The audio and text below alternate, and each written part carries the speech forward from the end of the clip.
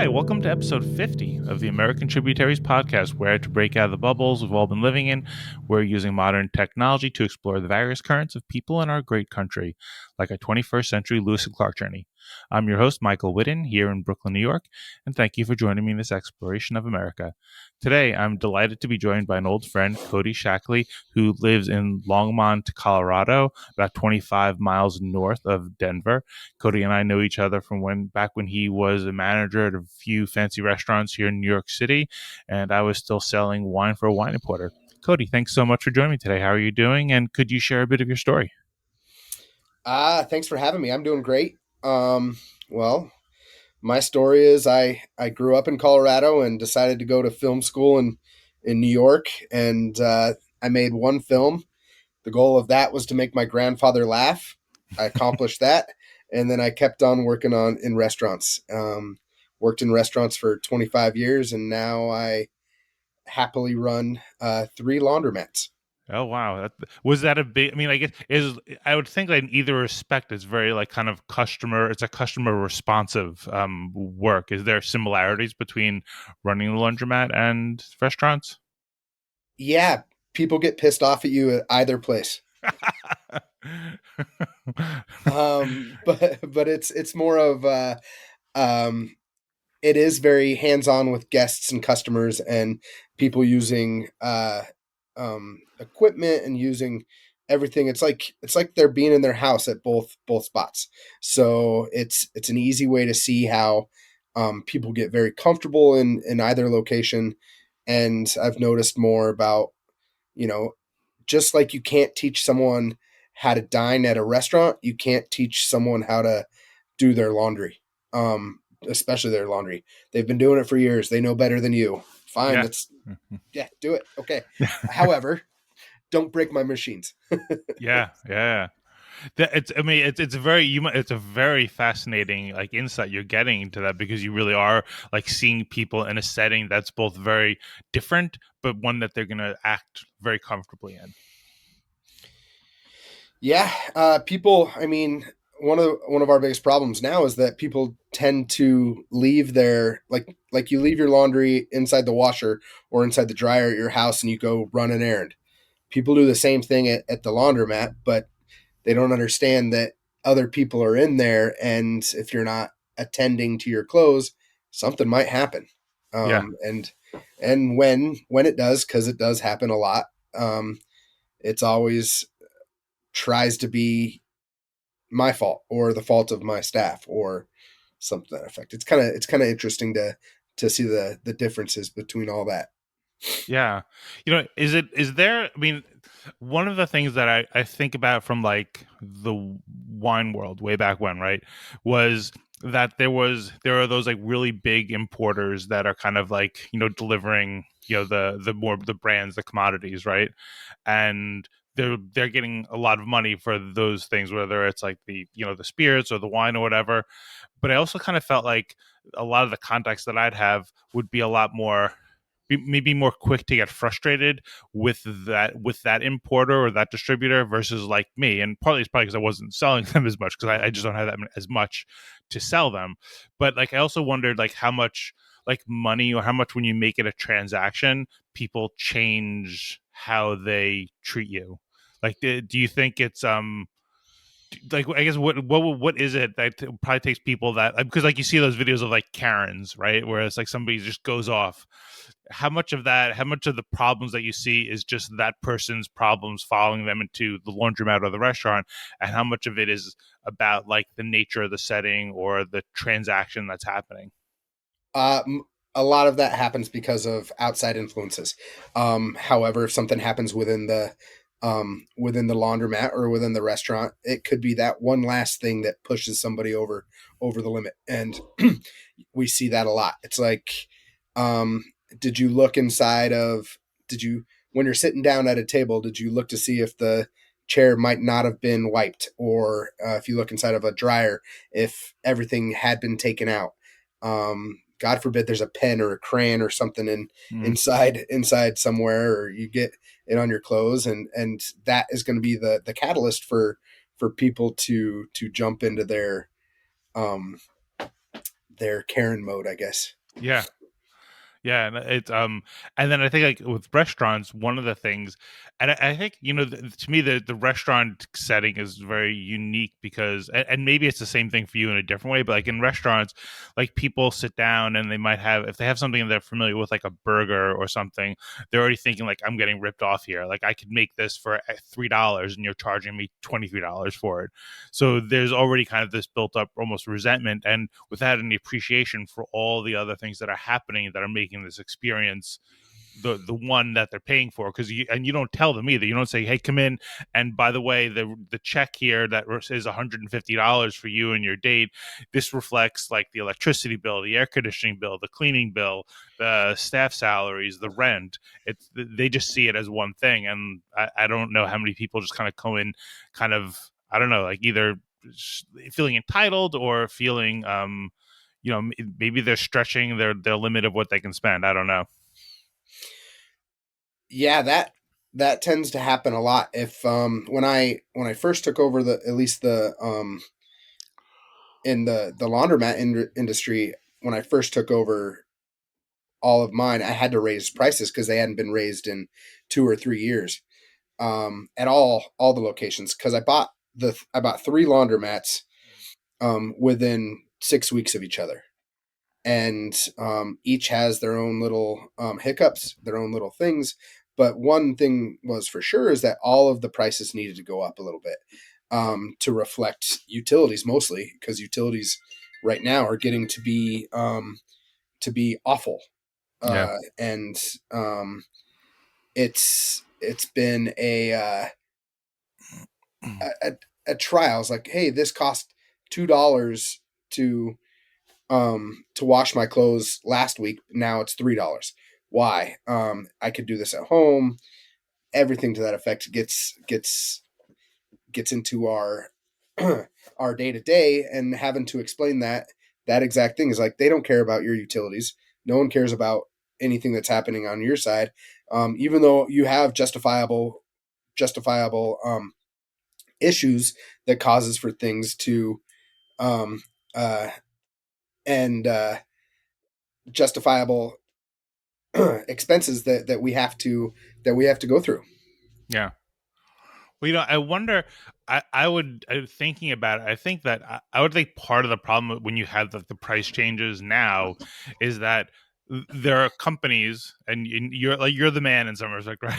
You raise the prices, but like there are a lot of people who can't do that with their salaries, so they feel like they're getting squeezed on other ends. It's justifiable on your end, but I like from a consumer standpoint, like maybe they haven't gotten any salary, maybe they got the usual 2% salary at the end of the year, but meanwhile all their costs are going up 5% or more. And I think that's, on the higher up on the economic scale you are, the easier it is to kind of get for more money or kind of like cut expenses in other places. And the lower you are, the less flexibility you have with your economics. Yeah, absolutely. Especially, it tends to be a little bit of a lower scale for people doing laundry.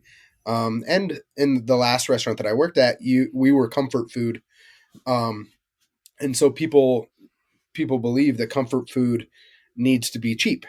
Yeah. Um, However, when you make comfort food great and you make it at a great level consistently, then there's a price to it.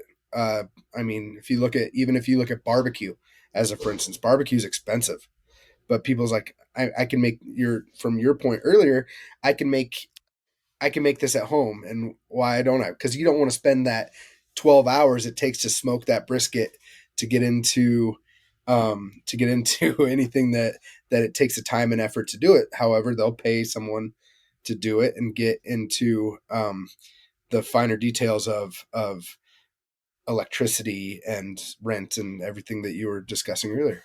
Yeah. So, of all the things you could do in your post-restaurant life, what led you to kind of be drawn into the working, owning a couple laundromats? Well, I left the industry right before COVID really took a hold of everything, which was absolutely perfect for me in that aspect because I was a month away from having my first child. And subsequently since then, I've had twins. So I've got Congratulations on all that activity. thank you.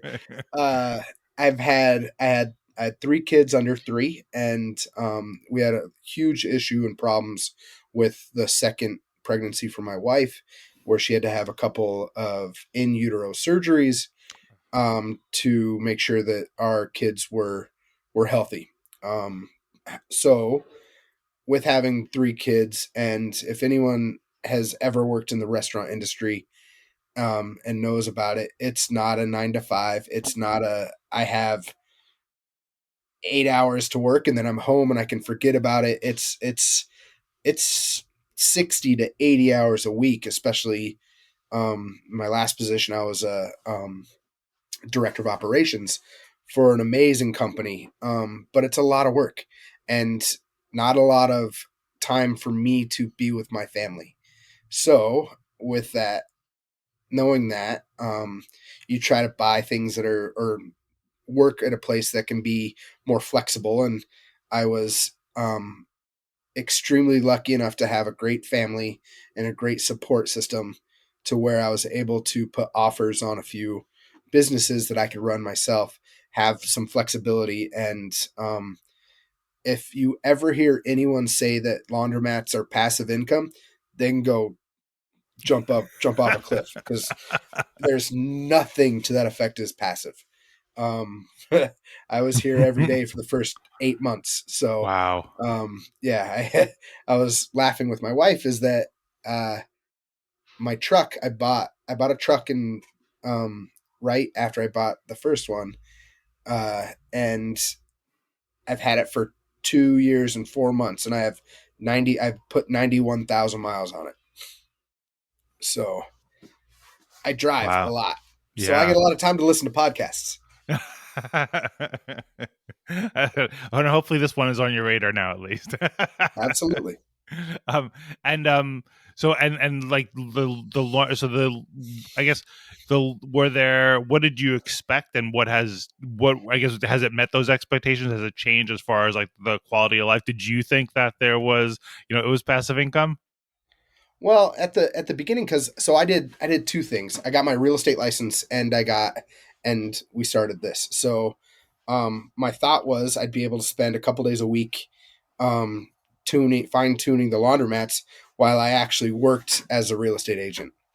Um, I have I haven't touched real estate, as but have been working on this as much as I can in so it's rural Colorado that I have the three laundromats.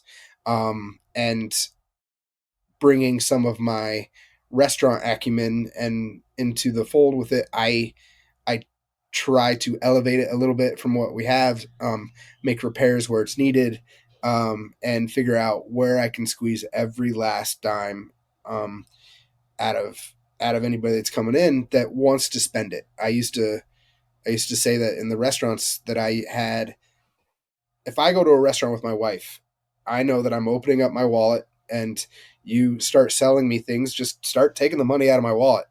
I want that to be the same with the laundromat. If there's a vending machine, if there's a game that they can play, if there's something a little bit extra, that could add a little bit revenue, that if I can put a couple of video games into my, um, laundromats that'll pay for one bill a month, then it's gonna happen. Yeah. So, What video games um, do you have? so right now I have Cruising USA Uh-huh. is one of them, and then I have a few consoles that you can choose up to like 64 games on them. Oh wow. So, Okay. So Pac-Man might be in one, was one of oh those yeah, 64. oh it's absolutely one of those. Galaga, Pac Man, Oh, um, the original Donkey Kong, oh wow. Centipede. Uh-huh. Oh man. Zaxxon, that was one of the ones I used to Yeah, play. yeah. Some of Is the that ones that I mean, that's a reason why I bought that one, is because it's all games that I would play. So, yeah, yeah. um, I try to flip a quarter in there every now and again when I'm there. They take it's how much is it to play a video game? A quarter. Oh wow. Old school prices too.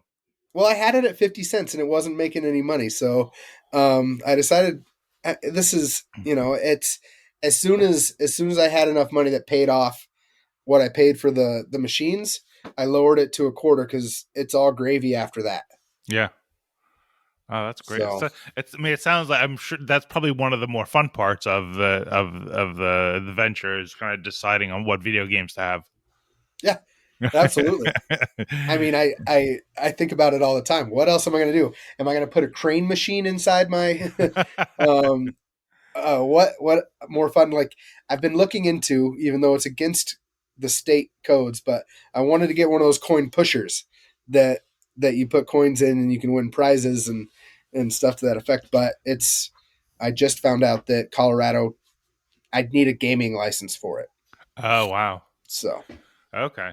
Well, I think video games are good. I might if I have to do my laundry. I think I would definitely consider where they have video games. I mean, like in the city, you don't the laundromats are very it's just a laundromat, right? I mean, there are very few that have video game room for video games. right. Yeah, So this is a lot 100% different from when I used to drop it off and do it in New York. Like yeah, I do have a drop off service and it is used, but it's not nearly as used as much as self serve. yeah, And you just didn't really have the opportunity in New York to do self serve laundry anywhere unless you had it in your yeah, building. yeah. Do you what's the difference for the average person? I mean, is there a big difference besides size, I guess, between like the machines they have at home and the machines that you have? Are they better? Are they faster? All of that is accurate. Yes. Mm, The traditional washing machine that you have at home is 16 pounds of clothing that you should be able to put in for one load. I have machines that upwards of 60 pounds that you can do. So you're looking at 5 loads of laundry in one that you can have, and then split it into a couple dryers afterwards, and then it's more efficient. So if you have all of your blankets to do, all of your laundry to do, you can go into one spot and still have it done in an hour and a half, as opposed to a full day of laundry if you have to do 8 or 9 loads at your house. okay. And do you guys do like dry cleaning also? Dry cleaning, no, I won't touch EPA stuff with a Oh yeah. 10-foot pole. Yeah, they use too many Oh, chemicals that could ruin my um, uh, land, because okay. I also bought I'm not leasing anything. I bought the actual property. Okay. All right. Um. So, can I guess like Colorado? Like, what was it like for you when you came to New York, and then what's it been like for you to return? Well, uh, when I went to New York, I was a farm boy, so I didn't know anything of anything. Uh-huh. Me and my buddy that moved out there with me, we went for a weekend trip to see if I liked it in February, and I moved there April 1st of that year. So now that's going to be this April. In a month from now, it'll be 18 years since I moved there. So, and I lived there for 11 years, and I was lost to begin with. So to the point where I went to film school for the year, and then I was trying to get a job at the end of film school, and um, I went for an interview at a restaurant. I'll leave out of Mm. which restaurant it was, but um, me and my friend went and had interviews, and the hiring manager literally said, "You're too country for me." Wow. So you're a little bit too redneck. You're a little bit too. I'm like, so it took me back a little bit, and I'm like, all right, well, and this was in 2000, early 2000s that I was there. So I'm like, so it got me wondering if I should be there, Mm. if New York was the place for me, if I should stay. And so finally, I did find a job at a restaurant that's no longer in the city on 49th and Broadway. At Ruby Foo's was my Hmm. first Ah, I remember job it. there, and did loved working there. Times Square was great to work at, a little bit above it, but so started to get my, I guess, New York feel of everything, and then moved to Tao Group, which was awesome, but still serving tables.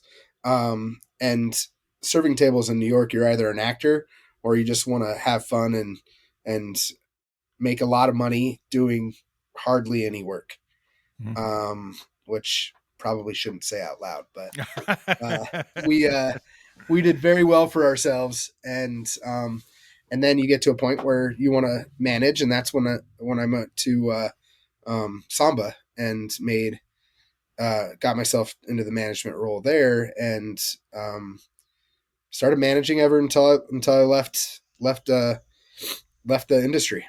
Mm-hmm. So, and then coming home, um, I was lucky enough to be a little over 30 and still had all four of my grandparents, and they were getting older, and I came home for a funeral of a loved family member, and I was like, I'm done with New York. I'm ready to go home to be with my family. Then I got home and got into another sushi restaurant here, and that didn't last long. And then I got with the last company that I was with, and when I was with that last company, I told the boss that if I were ever to quit or get let go from this job, it'll be my last in the industry, because I loved it. It was amazing, and I didn't want anything else, and I could cap a career off in the industry at that time, and I did.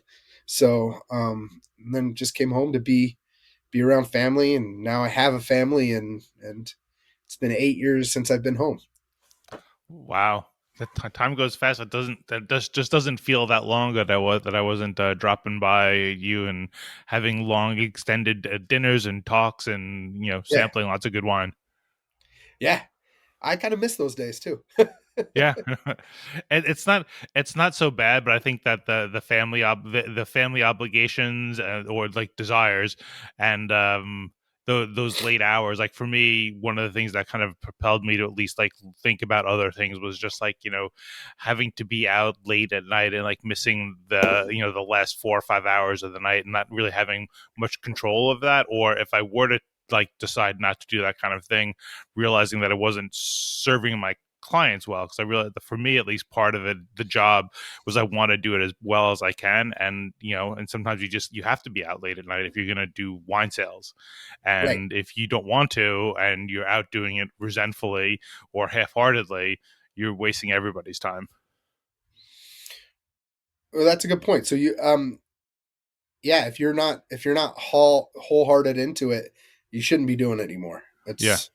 That's for sure. And you was it did it get that way during COVID for you, or was it just even before COVID it was moving toward that direction?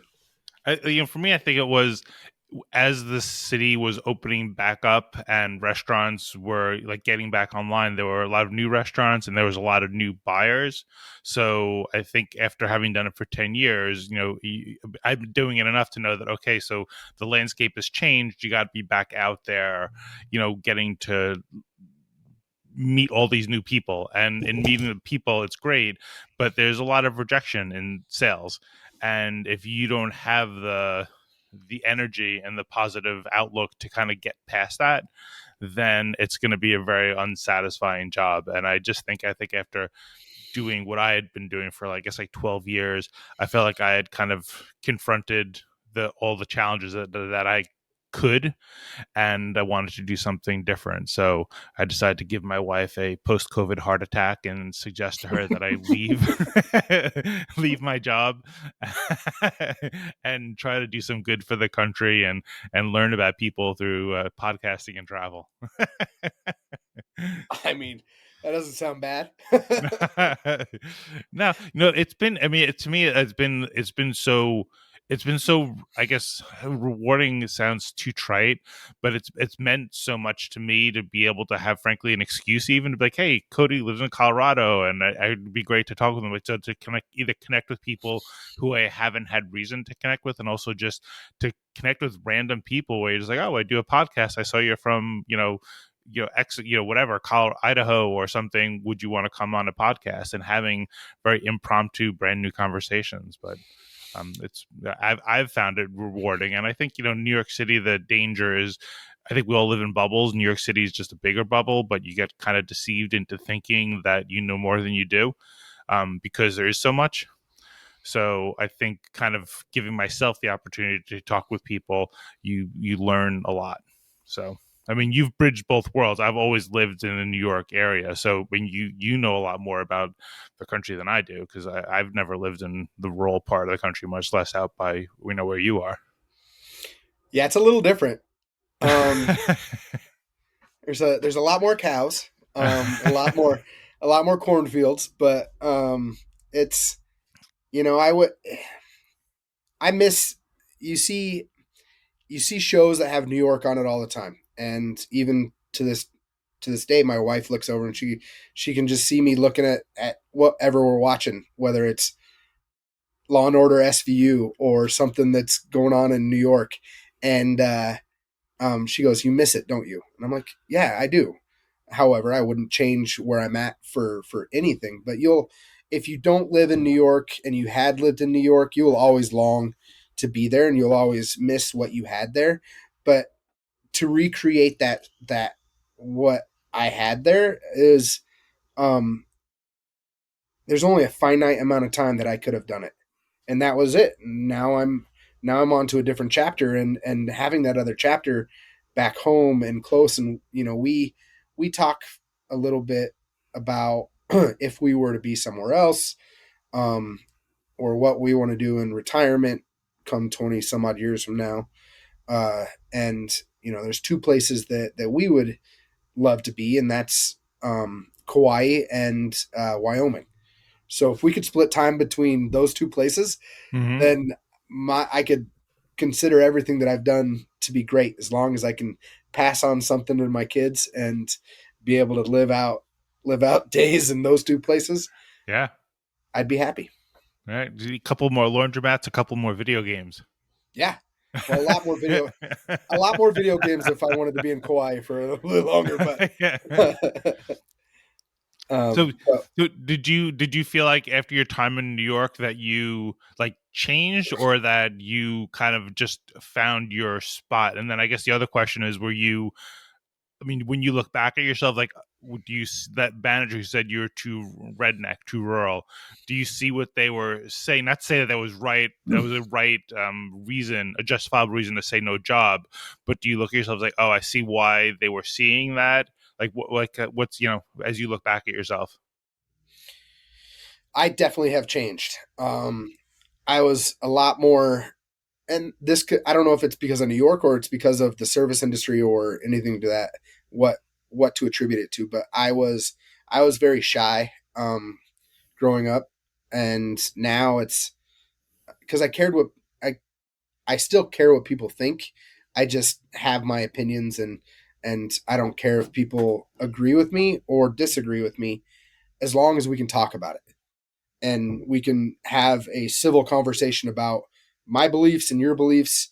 And I never thought that before New York. And like I said, I don't know if it's attributing to restaurants or if it's attributing to being in the city, and all that. But I'll take it for what it is, and run with it. But I'm definitely a different person than the day before I moved to New York. Mhm. I was thinking about this every time I drive on like the Brooklyn Queens Expressway, the BQE, is one of like the differences. Like, there's lots of reasons why New Yorkers are the way they are, and it's not because New York makes you a bad person. It just, you have to survive, to get by. You have to change certain habits. So, like, one of the things I'll tell people is, like, New Yorkers, they might be in a rush, but it's really not because they're rushing. They're not that they're people that are, they're doing it because, to me at least, is all you need to do is have the subway car doors slam in your face once because you were just strolling, versus like, because I always feel like, for me, like, if I'm going to see the subway door close in my face and I got to wait another 15 minutes, I want to know that I gave it my best shot to get there on time. But like, the other thing is, like, when like if you're on the BQE and you have a car problem, there's no place to pull over, right? And if you just stop the traffic, you're affecting hundreds and thousands of people behind you. But if you're like out in like, it could be rural New York for that matter, or rural Colorado, if you have a car problem, you just pull over. It doesn't really impact anybody. I mean, other than yourself. So I think there becomes a lot more obvious in your face in New York that what you do impacts other people immediately around you, or can impact people more around you. And that was, to me, is one of the bigger things, is like understanding, if you're walking down the sidewalk and if you want to look up, that's fine, look up, but pull to the side. Just like look up at the tall buildings in the middle of the sidewalk, because there are hundreds of people. You're not in your own little bubble.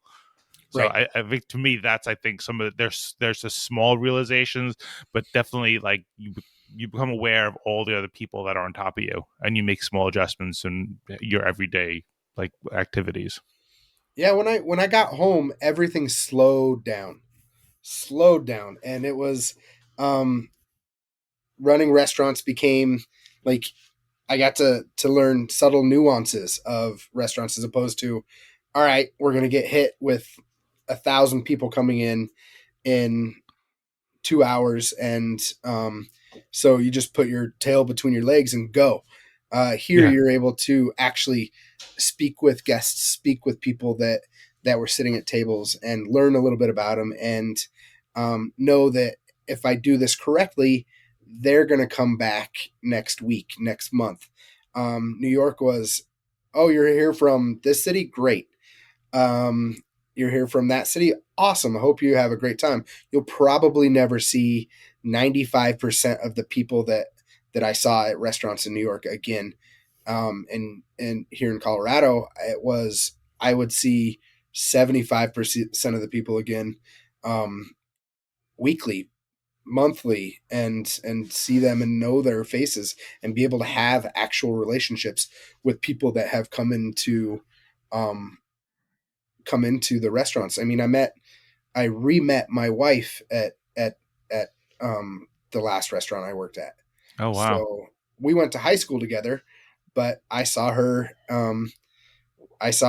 having a drink with one of her friends at the bar, and did something stupid to get her attention, um, and there we have it. Just to reintroduce myself, and Hmm. it was to have that opportunity was great. Yeah. What was the other, I guess, when you came back to Colorado, were there any other things that you kind of all of a sudden became more aware of, or that you had to adjust to? No, it was all in all, after the it slowing down a little bit and being able to take more time to process things. It it was just like riding a bike. It was Hmm. old hat. Being where I was, the bigger things that I had to adjust is, um, wow, that used to be farmland, and now it's apartment building with 1,500 apartments. So Wow. Colorado is exploding in a different way that I grew up with. So every time I came home, there was something new to find out. But I mean, I would guess that's everywhere. And after 11 years, of course, there's going to be some change. And but hey, that's where my best friend used to live, and now it's something different. It kind of, that's the things you have to get used to. Yeah. Yeah, but it's there's. I mean, even now, I've lived in the city now for like 25 years, and I was driving the other day with my son, and I was talking about the New York City skyline. I'm like, those three huge skyscrapers you see off in the distance, they weren't there before. Like, even New York City has changed visibly. And my hometown on Long Island, 50 miles away, like there are lots of like shopping centers that aren't there before, and lots of like wooded areas that now have homes built in there. Yeah, it's different, right? Yeah, we're getting old. That's for damn sure. Where, uh, And when your kids are old enough to really talk, they'll remind you of that constantly. yeah, I did start a little late to have kids, but I was able to. at least I was able to live a lot before that happened. Well, our kids don't believe us. We're like, we did used to do a lot. Like we would go out late at night, and we would, we weren't like party animals. Like we did things. And they don't believe that. But one of the things that I find interesting is how you start bridging the different generations. Like to me, I thought one of the best things about having kids was that they really let you kind of like almost like relive your childhood without the baggage of childhood, because you can have fun with them at the playground, you can do silly things with them, and you can just like go to baseball games with them and watch them. And when you're a kid, like there is, I think there is stress that we forget. Like there's stress of there's frustrations of having to do what your parents say, not being able to do things your parents won't let you do. You're anxious the first time you're playing a little league baseball game, but like for the parents, it's like you just kind of get to enjoy this stuff without any of that child anxiety, which is, I think, really re-energizing. I mean, it's also exhausting in other respects, but there's something really positive about parenthood. I'm learning. And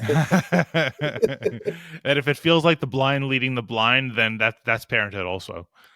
Well, as long as they're laughing and have a good time, then I think I'm okay at that moment. But Yeah, 2 moments later, it's going to change, right? absolutely. Yeah. And how old are your kids now? So Tony, my oldest, will be 3 in a month, Hmm. and my youngest, the twins, are about 9 months. Okay. Yeah, you're in the middle. You're in the mix. So yeah, it's sorry.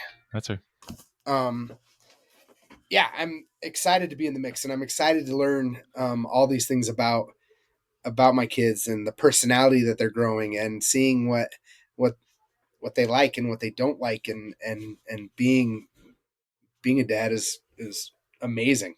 yeah.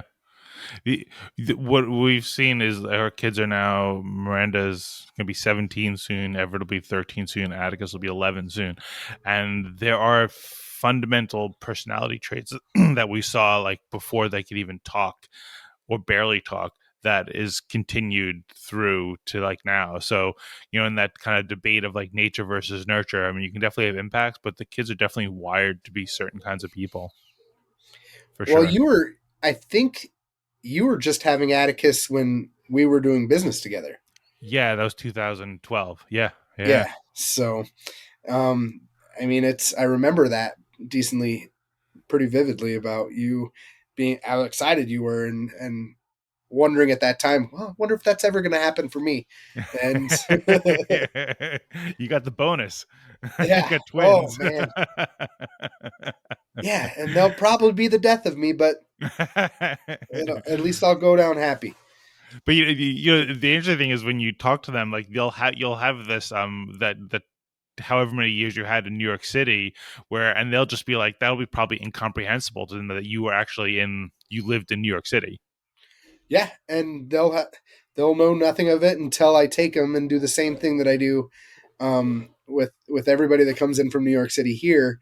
Hmm. Like, well, that's where I used to live. That's the land I grew up on, and I do that, and I'll do that with them when I take them to the city. Yeah. It's funny. It's funny because my nephew Logan just moved to the city about 5 months ago, Oh wow. and I took him. I took him there when he was 12, and um, I never knew he had aspirations to live in the city, but he graduated college and he's like, I got a job. He's switched jobs already, but it's, Hmm. I guess, how it works now. Yeah. But he's living in the city, and um, loving it, loving every Hmm. minute of it. Wow. Do you because now that you've been back in Colorado for a while, like we in 2020 we lived in a house outside of Buffalo for a month just to kind of get out of the confines of our small apartment, and then like we saw it was like this was like after George Floyd had been murdered, and there was like the videos of like the protests, and like where there were like police cars being turned over, like they showed the images, certain images from New York. And what was interesting for me, it was like I was seeing things that were happening in New York, but I was seeing it in a different way because I knew enough about the city to know like this is happening in this one spot, but I know New York City is so much bigger that I know that it's not like the city's burning down. But I was like, but if you're your average person and you're watching any news channel, wasn't just one way or the other. It was everything, right? You would feel like, oh my God, New York City is burning down. Look at this one image.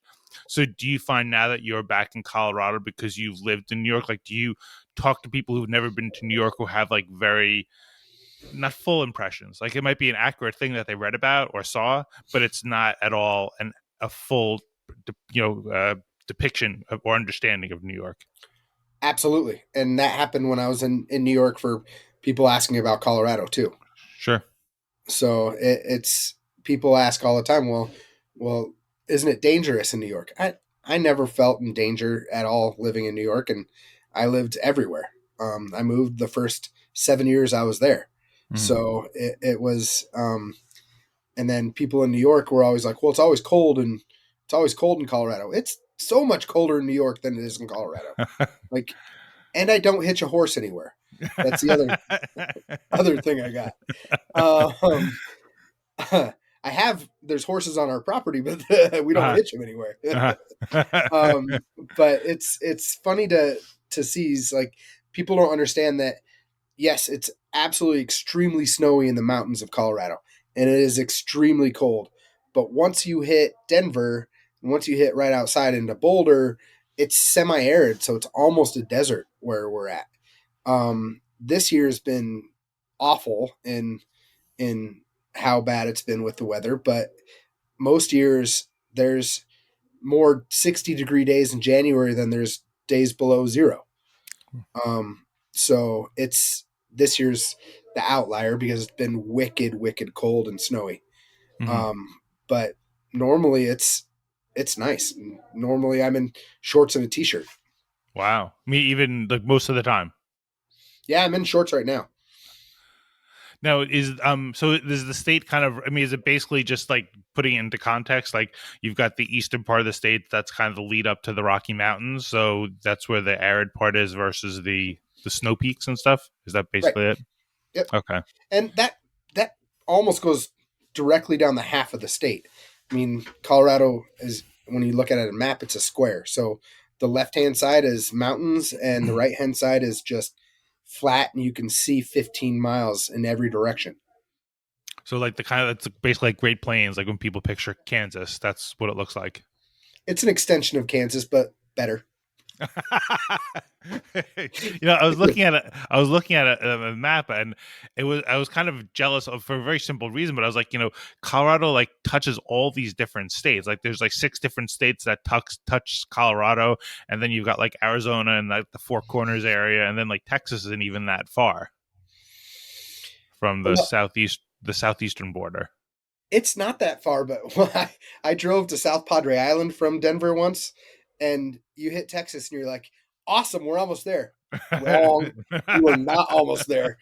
It is it is a long ways away. But yeah, we're Texarkana, we're in a great hub, and DIA, through all of its faults of being a real busy airport and not the best airport in the world, I can get anywhere at any point pretty dang quick.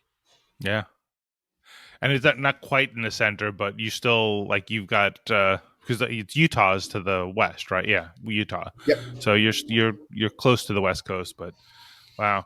Um, do you do you ski? No, I snowboarded Uh huh.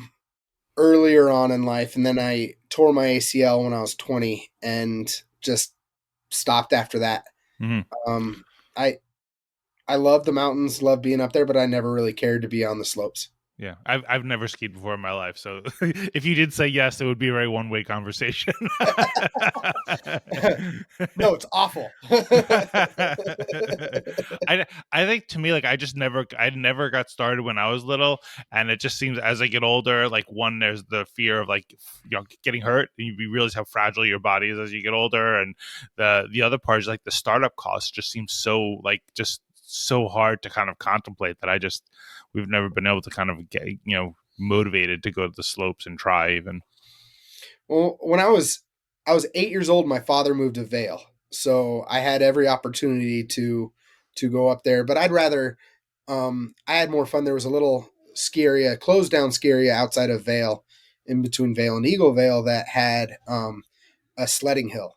I had much more fun just walking my happy self up the hill and sliding down on a tube. That was Yeah. a lot more fun for me. Yeah. Um, it just never clicked with me. So, and you said you have a farm? I live on a farm, yeah. Okay. So does that mean you're kind of like growing crops, or is it more just for wildlife, or just more like, what does that mean exactly? So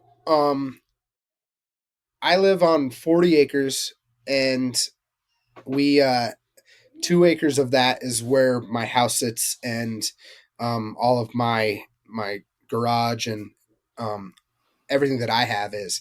And then the owners of the property are my aunt and my mother. It used to be my grandfather before he passed, but he rented it out to a horse hand that has cattle and horses, and soon he's going to buy 100 egg laying chickens. So it's we don't no crops are Okay. grown on the property. It's more for livestock and soon to be chickens. So Wow. All right. So and then those are almost literally golden eggs these days. oh yeah, expensive. It's cheaper right now. I was looking at Walmart. It's cheaper to buy plastic eggs to dye for Easter than it Uh-huh. is to get a dozen eggs. Wow. That's And but it's yeah. and do you get to ride those horses, or are they just kind of more like kind of background to the house? That's more my wife's style of Ah, things. okay. Um, she loves riding horses. Hmm. They would let us ride the horses and hang out. He trains horses and boards horses for people. So he's got a little ring outside that they do some barrel racing, and they do some roping and a lot of fun stuff. But and they would let us anytime. I just my wife likes that, and I'll let her do that. Yeah. And you got a bunch of washing and drying machines to take care of anyway. Yeah, absolutely. Got to put a wrench to something. So, um, I guess to go back to like your like kind of like straddling those two different worlds, was there anything that you kind of learned about either in New York or in Colorado, or you already had as part of you from your upbringing, that allows you to kind of like straddle those different worlds so well? Because you always seem very natural. Like as a New Yorker, if you had told me you grew up in New York, or you seemed as much of a New Yorker as anybody when I met you. So, um, Well, I appreciate that. No, just it's more about being kind and knowing who you're talking about, and um and not perceiving anything, and don't make judgments before you know somebody, kind of thing. And that's something I learned from my grandfather and my grandmother. That be like you talk about when at work you or the last few places the restaurant business, when I'm hiring different managers, it was always the talk about you hire slow and fire fast. So it's similar to how when meeting people in both places and straddling it is learning that aspect of getting to know somebody, but getting to know that person in a slow aspect, and not be quick to judge. But once you see red flags that personality is a little bit different, then you're just like, okay, I gotta move on before I get myself into trouble. yeah, So I've just been able to hone that in a different way from both spaces. yeah.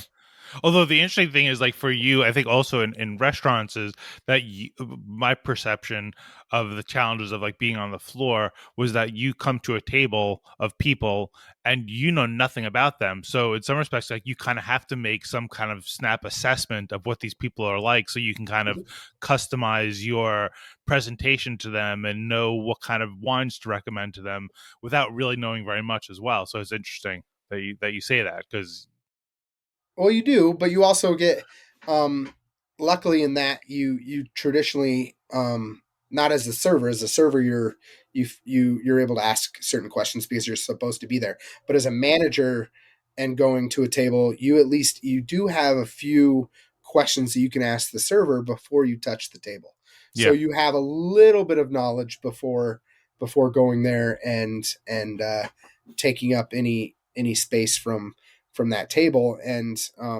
yeah, you'll always have a preconceived notion, but you'll always expect to be taught different. Yeah. Yeah. Well, the for me, like, and you know, and I'll say that I mean I probably was as much in the I like to think that maybe I've evolved over the last few years or changed, but the thing that I kind of like really settle on is the idea of like, you know, you really have to try to engage people with like kind of curiosity, respect, compassion, and humility. And like the humility is, I think, so important because that's the part where you're just like, I know that I don't know enough about this person. And it doesn't mean you can't make a snap judgment, but at least all those together can help. And I tell people like, you know, we can all disagree, but we should do so with, you know, with a different, this with a kinder tone and with a bit more patience. Agreed. So, because you know, once you might have a good point, but people are. I mean, people are very loath to change. You know, I mean, you can have you know, in the I'm sure as you see, like if you change the cost of a, you know, the drying machine by 50 cents, it can flip people out. You know, if you change if somebody likes California Chardonnay and you offer them, you know, a Burgundy, they're like, no, I don't. I want Chardonnay, not Burgundy. And it takes a while to get them to change and teach them. Right. And you can't, it's hard to teach it. It's Yeah, very hard to get into that mode where people want to learn something different because they've had their own ways. yeah, and I think learning is, you know, that is also admitting I don't know. So it's a lot easier to not make yourself vulnerable by saying I don't know. Let me learn. It's all you just say no. I know. I don't want to go any further. It takes humility and strength of character to say I don't know enough about this. Yeah, I'm still learning that too. Well, but you know, but that's also that's the humility, and I think that's kind of like the, I guess the part of it is like, people get very frustrated with people, right? You know, and like you'll see things on the news and think I don't understand why people don't do this or why they don't get this, but it's like if you've ever actually really spent time interacting with the general public, as you guys do for many years, you realize that people in a very lovely way, in a very charming way, but it can be exasperating, don't make sense. So you have to stop trying to think that people make sense. Well, 95% of any complaint I've ever gotten, either industry, is people just want to be heard. Yeah. They just want their complaint to be heard. Maybe they don't expect any outcome or any change from what's going to happen. They just want you to take time out of whatever you're doing to listen to what they have to say. And you'll get that random other person in that aspect that is just there to yell and be upset and no calming down. But most of it is just empathy toward their issue at that time, because you don't, as you were saying earlier on, you don't know the extenuating circumstances from um, why they're upset to begin with, and you might have just been the trigger. You don't know anything that's going on in their outside life. They could be having health problems, family health problems. They could have just won the lotto. They Yeah. wouldn't be doing laundry at my place if they just won the lotto, but you never Yeah. know. Are you familiar with David Foster Wallace at all?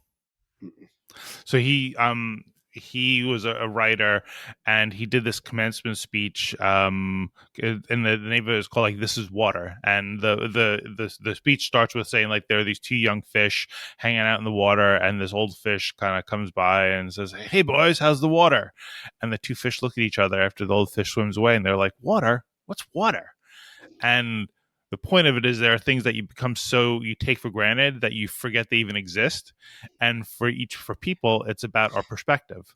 So he kind of uses that as a launching point to get people to understand, like when you're in the grocery store and you're frustrated about the line or the waitress, or whatever, understand like that waitress has had a long day, and and the people around you are all probably in the same position as you are. So like, don't think of it as just like yourself suffering. Or if you're on the expressway and a big SUV pulls in front of you, like, don't just assume the worst about the person. Maybe that person is driving that big SUV because they're rushing to get their kid to the hospital. You don't know.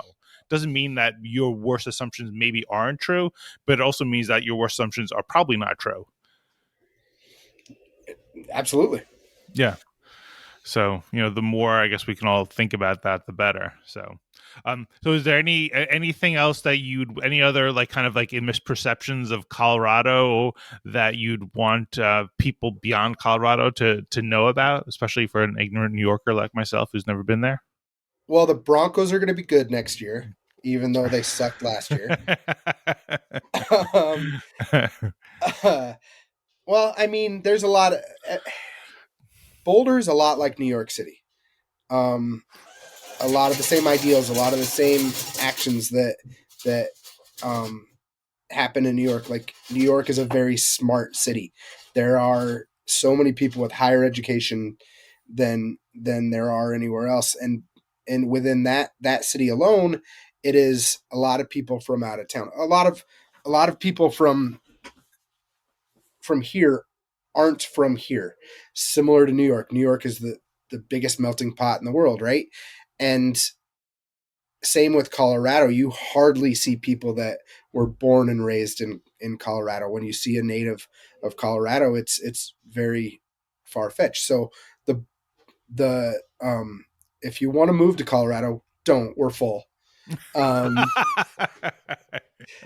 but it's a good melting pot to find different people from so many different cultures, and it's not just a cold barren place. Summer's beautiful. The growing up, the saying my father always used to tell me was, the winters are what brought people to Colorado, but the summers are what make people stay. Ah, interesting. You're not helping your cause to keep people away when you say that. Eh, it's not gonna help no matter what I do. Everyone keeps on coming. So What has um, your family been in Colorado for a while? uh, 5 generations on the Vara side of my family, and 4 on the Shaklee. I am on the well, my son is fifth for Vara, and uh, Shaklee side is 4 generations deep. And so my great grandparents came from a little town in out of Italy called Rocco Mondolfi, north of Naples, and homesteaded outside of Boulder in 1912. Wow. So yeah, we've Wow. been here. We've been here for a bit. As I try to think about like trying to understand other parts of the country, one of the things that I think is very there are certain things that like people kind of understand, like, oh, okay, that's a different part of the country, it's different. But the other part that I think is part and unique for like the United States is that there's different historical timelines in different areas. Like you're talking about an area that was been settled for a little over 100 years if your grandparents were homesteading there. you know Mhm. if you're in Italy, most of those towns, a lot of times have been around for hundreds or thousands of years. So like Absolutely. there's not as much historical variation. And to me, there's a difference. Like when we were in Utah, or actually we were up near the Grand Tetons, and like as I was looking around, I'm like thinking about how different it is, and the depth of history. So like you're only a few generations from like a frontier life. Like if you're in New York City, when there was the frontier life was 400 years ago, but if you're in Colorado, you could literally still have people who were alive when it was still frontier. So I had the lucky opportunity of um, when we bought these laundromats. Um, my grandfather went up with me every single day for 6 months, and he has since passed. Sorry. But I got to that hour and 15 minutes each way, so 2.5 hours, I got windshield time with my grandfather and asked him as many questions as I could, Oh and wow. learned about him growing up.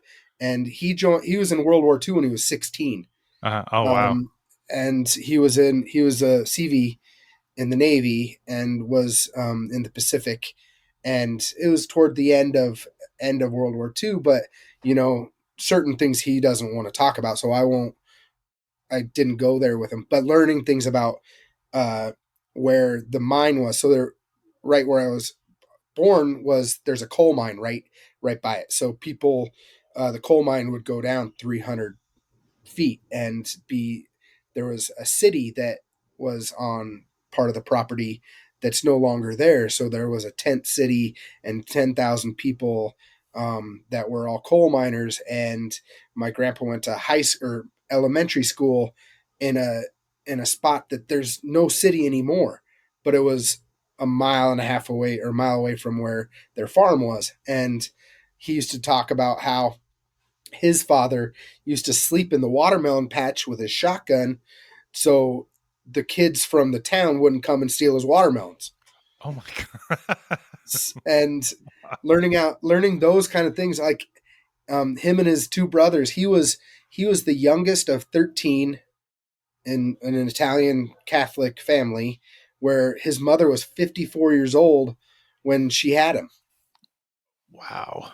And him and his brothers used to sleep on the porch of the house, because the house was too small to house everyone in the house. He was born in the back room of a 2 bedroom house.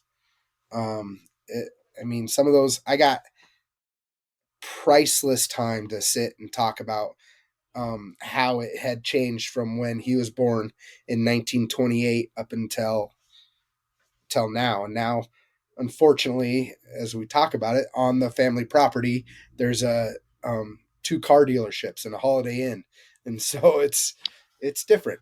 Yeah. Well, did he was the area like electrified when he was when he was growing Yeah. up? Mhm. Yeah. Okay. Wow. That's I mean, so your desire to go back home really kind of came to fruition. I mean, that's priceless gift that Yeah. you had. Oh, absolutely. I wouldn't wouldn't trade it for anything. Yeah. Wow. And last question as I think about it is, when I look at a map, I've always lived on coasts. Is there any kind of difference like when you're in the middle of the country and there's no huge bodies of water as far as the eye can see? Like does it feel different at all? Um, Not really. I mean, because even though living in New York and you're close to the beach, you're close to water. It never That for me never felt like we were by a beach or by a huge mass of water. Even though you could see it no matter where you go, Yeah. it was, to me, that was never the difference. Would be if I didn't. I know where west is because the mountains are there, Yeah. and that's what I know. So I guess I can relate it to that. All right. Yeah. Okay. Yeah. That's something. You might feel a little more unmoored if you were in the middle of the prairie land or something Exactly. without the mountains. Wow. Well, you can see the I'm 80 miles outside of well, the laundromats are, but you can Hmm. still see the mountains. And I mean, even that fire that happened last year in Colorado Hmm. was my hometown. Oh gosh. Wow. So I could see the smoke 80 miles away, and see it just coming down, literally just a swath of it down the highway. And it was crazy to see that much. And you couldn't miss it at the foot of the mountains. Hmm. So you can see a long ways out here, that's for sure. Hmm. What's it like post fire in your hometown?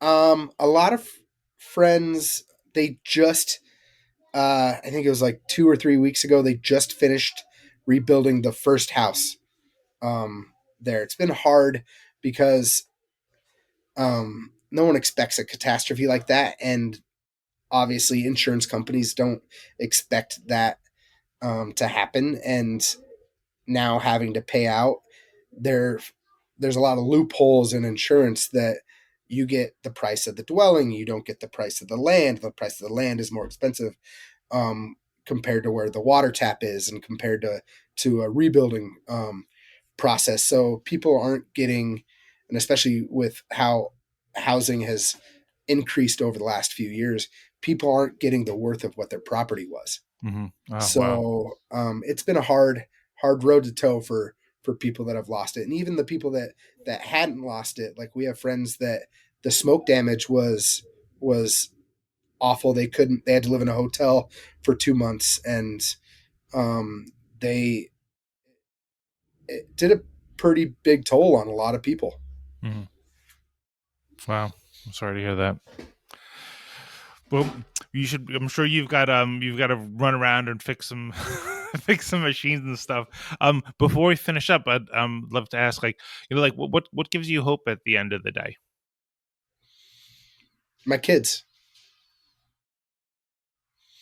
and my wife. That's Mm-hmm. probably about it. Yeah. And everything else. There's so many different things around that you can find hope and in everywhere you look. There's always some nugget of good, and even the bad stuff.